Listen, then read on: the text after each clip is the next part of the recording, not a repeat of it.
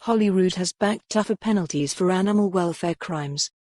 MSPs last night agreed unanimously to support the general principles of the Animal and Wildlife, Penalties, Protections and Powers, Scotland, bill at the Stage 1 vote.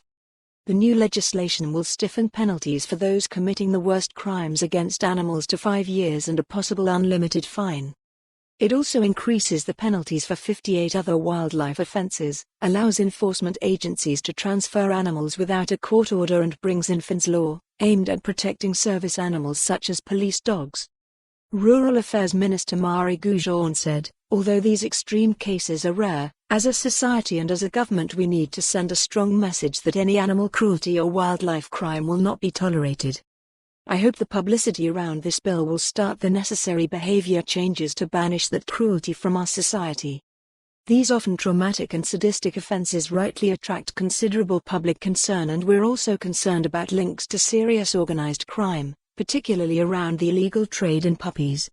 We believe, and others agree, that the current maximum penalties are simply not high enough to allow the courts to deal appropriately with such cases. Gillian Martin, the convener of the Environment, Climate Change and Land Reform Committee, which unanimously supported the bill in its recent report, said, "It has been said that the greatness of a nation and its moral progress can be judged by the way its animals are treated." I certainly agree with that sentiment. Disregarding the health and welfare of animals can make it easier for us to disregard the health and welfare of our fellow humans. It can limit our capacity for empathy, and there are often links between animal abuse and other crimes. It is right that the government seeks to increase penalties in line with the grave nature of many of the crimes committed against animals. Tory MSP Finlay Carson said the bill is long overdue, adding, "We need to introduce new penalties for those who continue to cause pain and suffering to animals and wildlife."